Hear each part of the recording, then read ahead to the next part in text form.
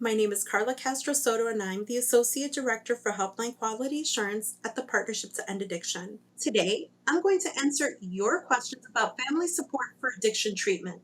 This is Experts Answer. Here's one of the common questions that we get asked at the Partnership to End Addiction. Why is family support for substance use treatment important? What does it look like? Keeping the lines of communication open and really listening to your loved one's concerns and understanding the why behind their substance use can help you figure out where to start. The why can be many things: anxiety, boredom, fun, peer pressure, and more. Focusing on how to help a loved one with better coping skills can be a big step forward. When the family becomes involved, there is a very clear message the family is giving to the loved one. And that is, you're not in this alone. We're all in this, and we're here to help you. This isn't just you going through this, and it isn't, right? It's not just the loved one that's in pain. You as the family are also hurting because you don't want to see your loved one going through this for a moment longer. When there is family support, the outcomes are better with family involvement. There's a higher possibility for the loved one to feel cared for, supported, and there's a higher chance that your loved one will feel less isolated. They will understand that it's totally acceptable to admit something is going on, and both you and your loved one or your family member need help to get through this. Your loved one can get the message that there's nothing wrong with reaching out for help and that you'll be there every step of the way. What might that look like, being there for my loved one? There are different types of treatment, and having a conversation with my loved one about that might help them reflect on what they might need or be willing to do or not do. What feels comfortable to them? Would they be willing to go to counseling, an outpatient program, or an inpatient program? Sometimes families go about it in a different way. They ask the loved one to consider counseling to address their depression or anxiety rather than asking them directly to address their substance use. How would your loved one feel more at ease coming home at the end of the day and processing what was discussed earlier? Or would they need treatment or support around the clock? Would they benefit more from having more or less structure in a program? Would medications be helpful? And would it be helpful to begin discussing this with the counselor and family members present? As a family unit, you certainly have your thoughts. And what does your loved one think? If they feel supported, there's a higher likelihood that they will want to continue to remain engaged in treatment. Being involved with your loved one in treatment can be beneficial because it can allow for family to also show your loved one with actions. We want to understand and know how to best support you, and that can be a big step towards healing. This is a health issue, and having the family become educated around substance use disorder or addiction can not only begin to break down that stigma, but also to help normalize it. We wouldn't shame someone with another type of illness, and this too is an illness. The symptoms around it are what makes it so tough, and that can be frustrating and heartbreaking.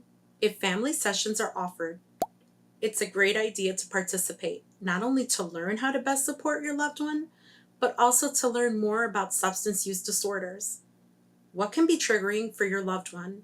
How to respond if there are setbacks or waning motivation, and more. The family can also learn more about their own triggers and self-care.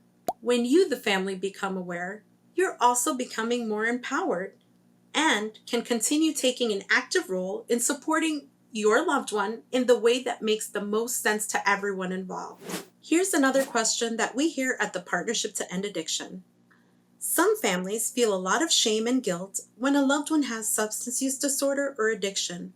Why is this, and what would you suggest?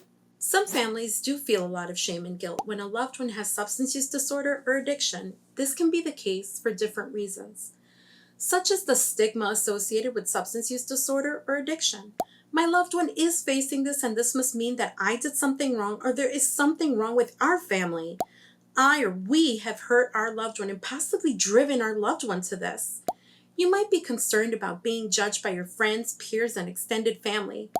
As a family, you might also begin to isolate yourselves from everyone to avoid feeling judged, and it's hard trying to figure out how to handle this and what to do. There might be internal thoughts or concerns. What did I do? Could I have done this differently? To how could I have missed this? I would say it's all right to reach out for help. The faster you connect with help, the sooner you can get support that you and your family need. Your loved one isn't ready for treatment or doesn't want any help? I'm sorry. And that can be awful heartbreaking to witness. It doesn't mean that you have to wait to connect to support. You deserve support and can begin to gain communication skills and coping skill strategies that can be so helpful during this difficult path or journey. We're here to listen to you in an open and non-judgmental way. There are people likely in your life who are hoping you'll reach out because they understand that this hasn't been easy for you and that you matter. Your family matters. Please connect to help, and if you don't feel the place you connected with initially was helpful, keep searching. It might take more than one try to find the right fit. We also often hear our families asking the following. It can be really hard to manage emotions when a loved one is in treatment. What can help? By now, you've probably had many sleepless nights filled with worry and uncertainty, and you may still experience many emotions even though your loved one is in treatment. It's not uncommon to worry about how they will do in treatment. Will they relapse? And how has this impacted you and other family members? You might find yourself feeling angry, resentful over how difficult things have been. Undoubtedly, you've also been so focused on your loved one that your needs might have become secondary, and it may have been this way for quite some time. What could be helpful after your loved one starts treatment is taking a moment and reflecting on you. You have been there for your loved one every step of the way, and now you can take a breath. Ask yourself, when was the last time I got a good night's sleep or enjoyed a meal? When was the last time I connected with someone just to talk? When was the last time I did something fun or slowed down? It's almost counterintuitive, right? How can I be doing any of these things when there's so much unknown at this time? This is a marathon, not a sprint. You're important too. It's all right to take time for yourself. The next time you engage in a conversation with your loved one, you might be able to be present for your loved one in a very different way than you were if you were exhausted, angry, hungry, and even resentful. And you can even start taking care of yourself. By doing this, you're modeling something great for your loved one. What is something that you can do for yourself? It doesn't have to be anything big or too time-consuming. It can be something as small as listening to your favorite song, sitting in your car in silence for an extra 3 minutes, or a short walk and getting some type of activity. When are some times that you might tend to get upset? Is it a time of day or day of the week? And what might be an activity that you enjoy that can counterbalance that? You're doing a lot, and it's all right to take a moment just for you. You are your loved one's biggest ally, and if you go down for the count, who would they have? Thank you for joining us today. To learn more, please go to our website, drugfree.org. Thank you for watching Experts Answer, a video series by Partnership to End Addiction.